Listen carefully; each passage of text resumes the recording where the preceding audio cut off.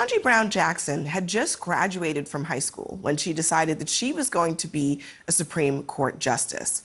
She even said so in her college essays. She wrote that she wanted to become the first Black female Supreme Court justice to appear on a Broadway stage. 1 out of 2 isn't too bad. It's also one of the many stories that Jackson writes about in her new memoir entitled Lovely One. I had the opportunity to sit down with her today, and we talked about the election and the court's credibility crisis, but also her journey to the bench, including the role that race played in it all. Well, race has played a significant role in who I am and who I've become.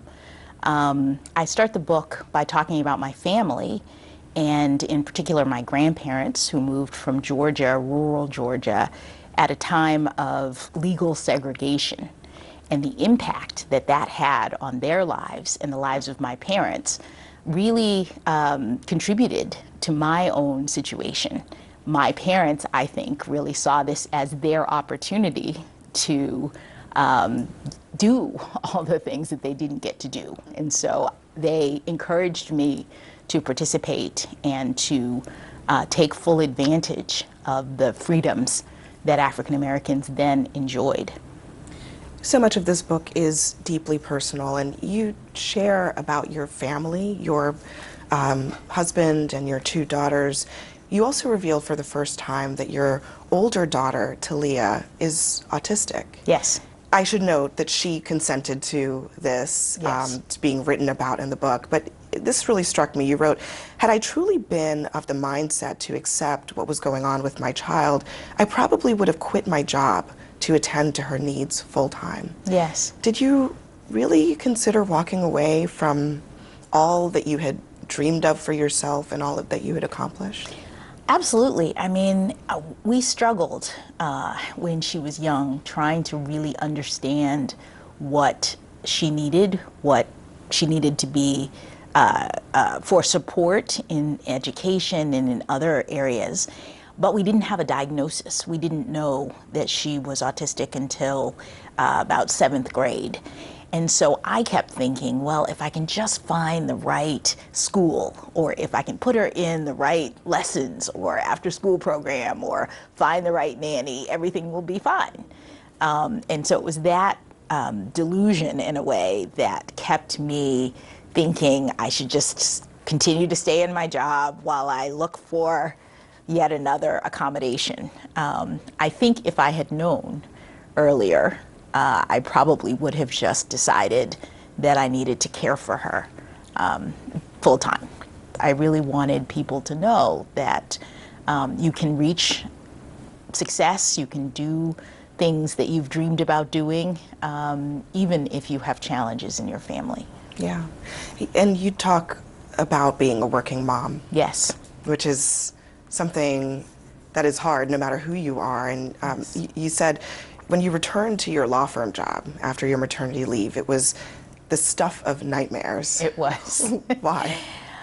Well, you know, I missed my baby, which was a difficult thing just emotionally, to go back into the workforce after having taken some maternity leave time to be with her.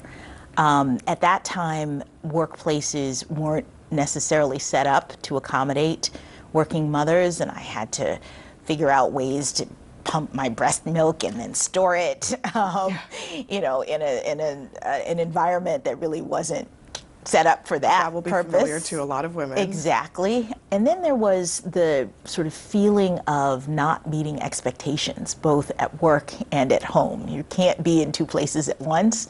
And there were obviously expectations for me and my performance, both in the house and in my job, and I felt very inadequate at the time.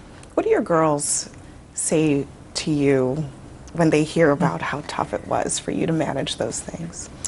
You know, I think they're proud of my having gotten through it and our family having turned out the way it did. I had a point in which my younger daughter decided that she was going to endorse me for the Supreme Court. She wrote a letter to the president. She wrote a letter to the president telling him that he should appoint me. And that really made me feel like I must have done something right. Other women who actually have reached your heights, for example, Justice Ruth Bader Ginsburg, back in 2009, she told our colleague Joan Biskupic that even in spite of all of her extensive experience, her accolades, she didn't always feel like her male colleagues on the court heard her voice. She said, when I will say something, and I don't think I'm a confused speaker, it isn't until someone else says it that everyone will focus on the point. I wonder, I mean, do you feel heard now? In the court? Yeah. Yes, I do, actually. And maybe that's just because I'm asserting myself. No, I haven't had that same experience on the court. And you are asserting yourself, asking more questions than many of your colleagues, writing forceful opinions. Is that intentional to assert yourself in this moment? Well, you know, I was a judge for 7, 8 years before I joined the court. And for most of that time, I was a district judge, which is at the trial level, and you have your own courtroom. It's been a challenge, I think, to have that translate into the collective decision-making model of the court. If I have a point I want to make, if I'm trying to ask my colleagues to consider an issue, then I feel very strongly that it's my obligation to speak up, because this is an important seat and role, and I'm going to take full advantage of it.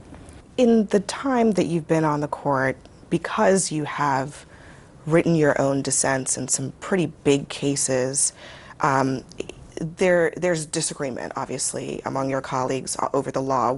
In one case, Justice Thomas devoted roughly 7 pages of his concurring opinion on affirmative action to critique your opinion and your dissent. He also read that opinion out loud, just feet away from where you're sitting. What was that experience like? One of the nice parts about the collective decision-making model is that the justices have the opportunity to express their views. And of course, you can dissent. And Justice Thomas, in his concurring opinion, decided to talk about my dissent. In one way, I think I was flattered.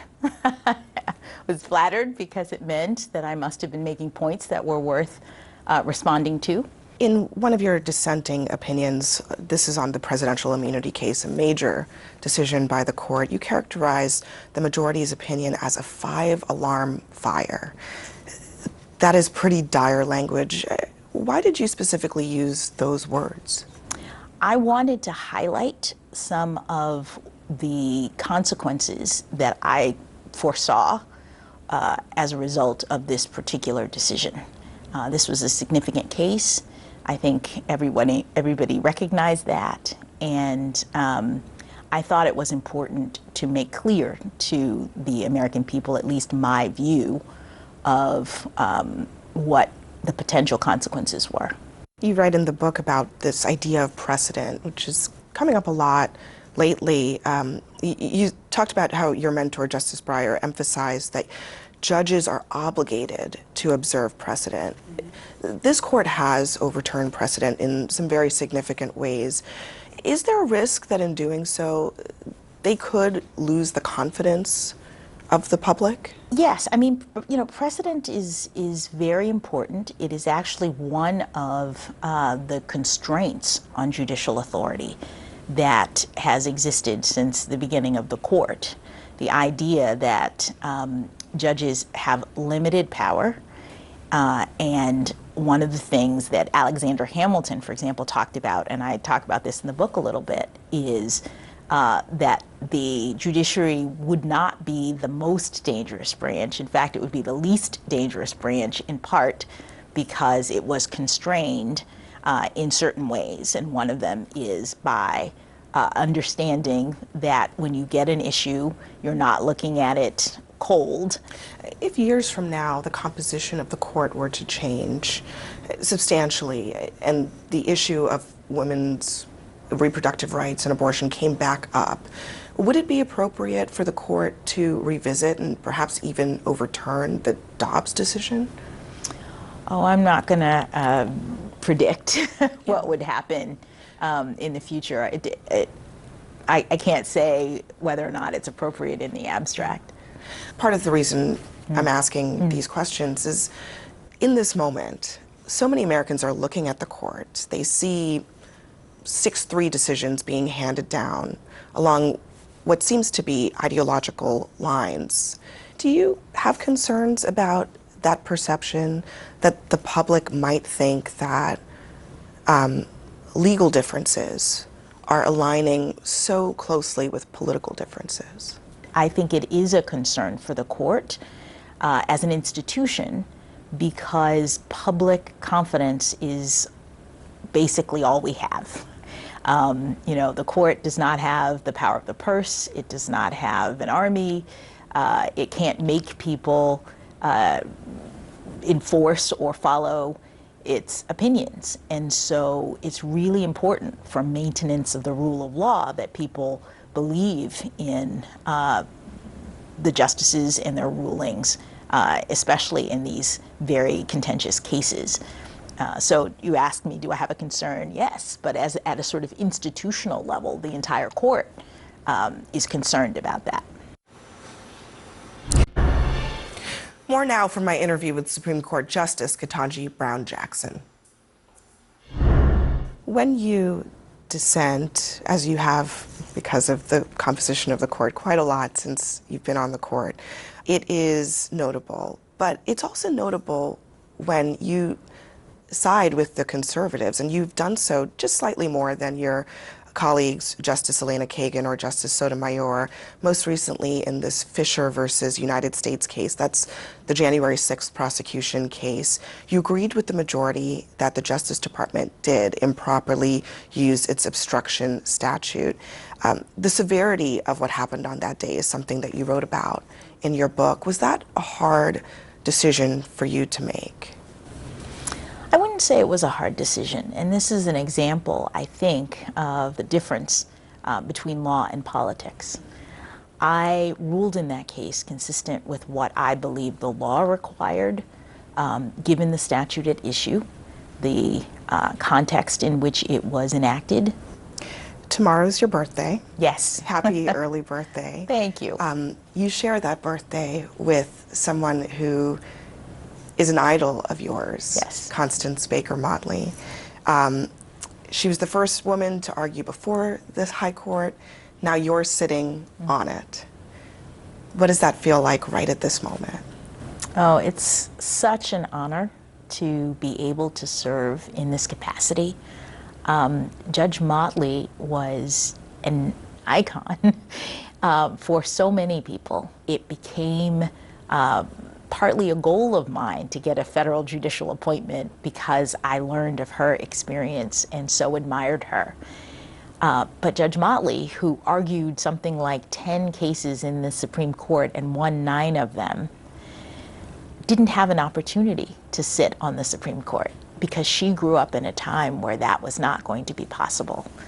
And so I feel so grateful that I have this chance. And I'm doing what I can to serve the American people to the best of my ability. And my thanks to the Justice. It is a fascinating book. Thank you very much for watching a busy news night. Laura Coates Live starts right now.